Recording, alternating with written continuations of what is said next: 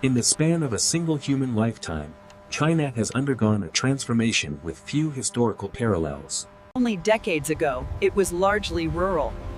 Today, it operates at a different temporal scale. One where the future is not anticipated, but continuously constructed.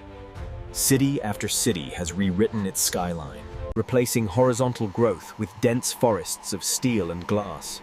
On the ground, high-speed rail lines span the nation, collapsing distances that once defined regional separation.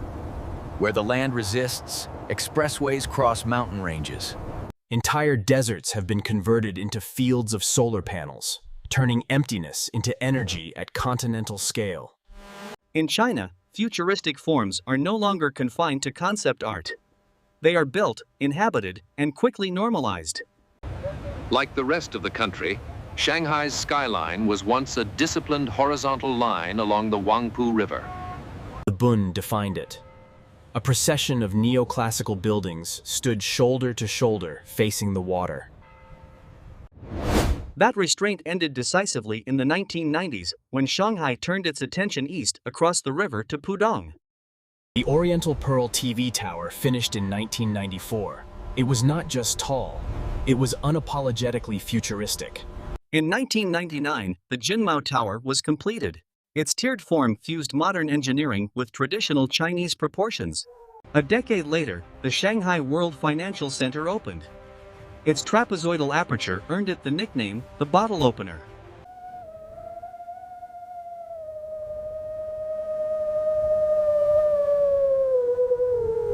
Its defining feature is a twisting asymmetrical cylinder that rotates roughly 120 degrees as it rises. One of the most telling examples is the 1,000 Trees Project, a structure that looks like a constructed hillside. The Yangshan Deepwater Port reveals how ambition is made operational. It's the largest container port on Earth. Much of the terminal operates with minimal human presence. Automated vehicles and robotic cranes coordinate movements. Connecting this offshore port to the mainland is the 20-mile Donghai Bridge that links Yangshan to Shanghai. Beijing is both a forward-facing capital and a repository of history. Futurism rises beside the past. The CCTV headquarters rejects the vertical skyscraper, two leaning towers joined by a cantilever 250 feet up.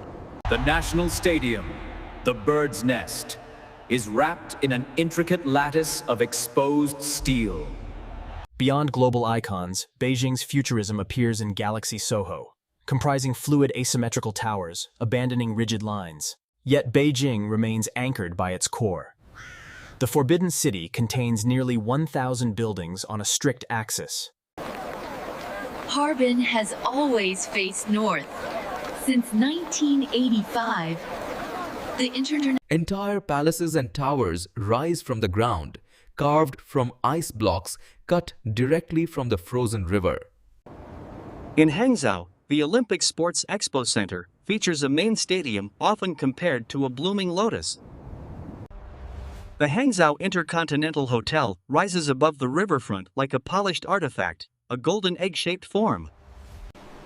Spanning about 22 miles, the Hangzhou Bay Bridge links the industrial hubs of Shanghai and Ningbo.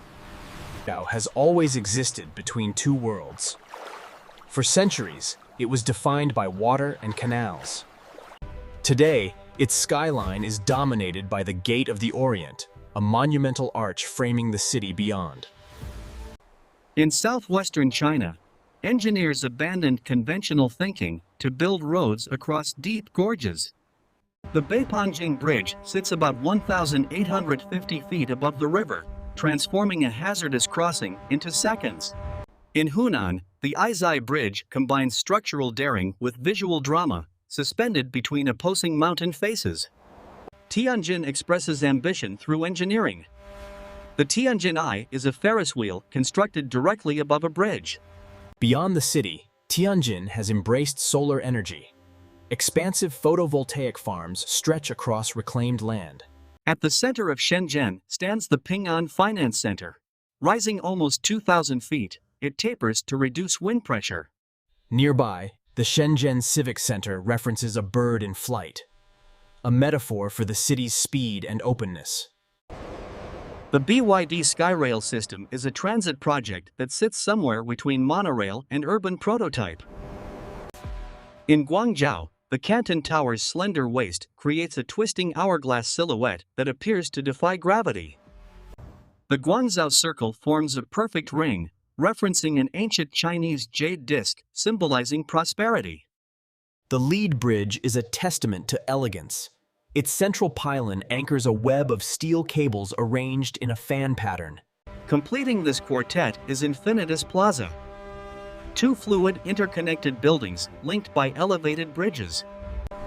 Hong Kong's skyline is a continuous wall of height. Land scarcity forced it to grow upward early. Striking expression is the Monster Building. 5 interconnected blocks forming a tight internal courtyard.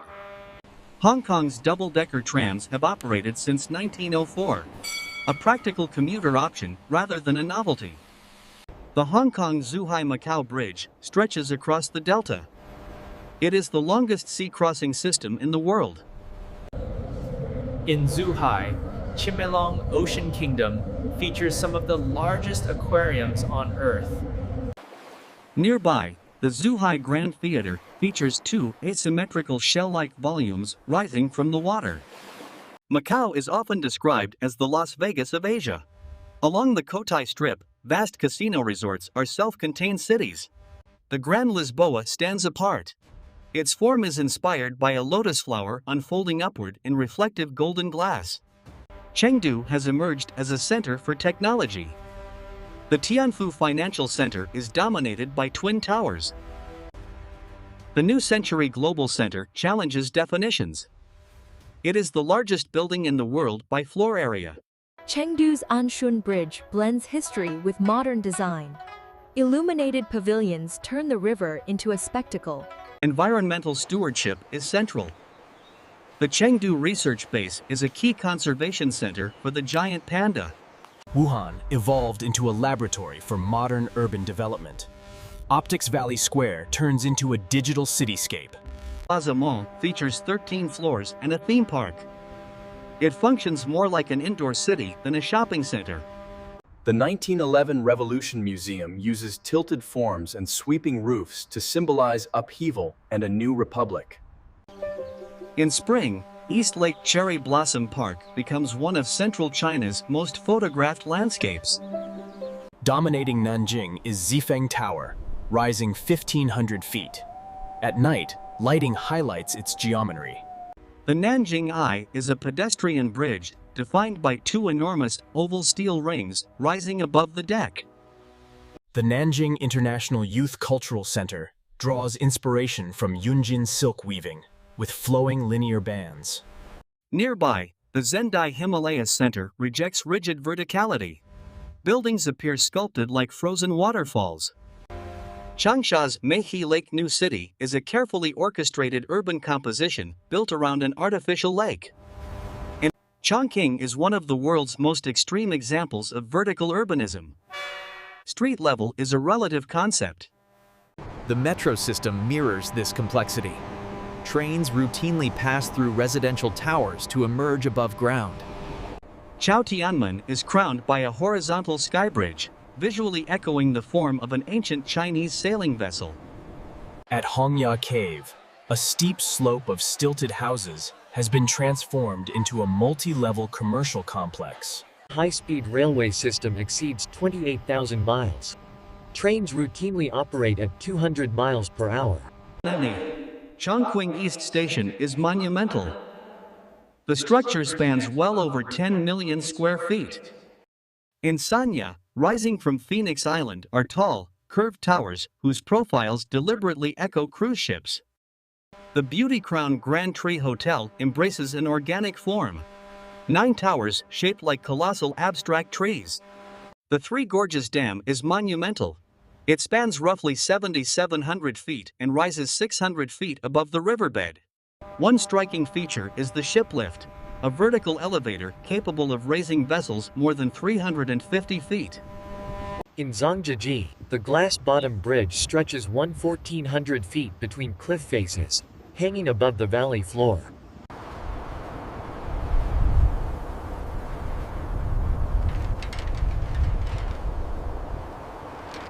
The Beilong elevator is the tallest outdoor elevator, anchored directly into a vertical cliff face.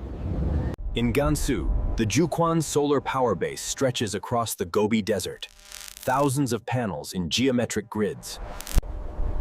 From the air, the installations resemble dark, reflective seas laid across pale desert terrain. China's story does not pause. The landscapes and records seen here are temporary markers. Bridges will surpass records. Skyscrapers will rise higher. Rail lines will extend deeper. What feels futuristic today becomes ordinary tomorrow. To look at China is to watch the future under construction. Fresh synthesized noodles, get them while they're hot. Do you accept chronograph? Yes, scan here, please. In a world often constrained by inertia, China moves in fast forward.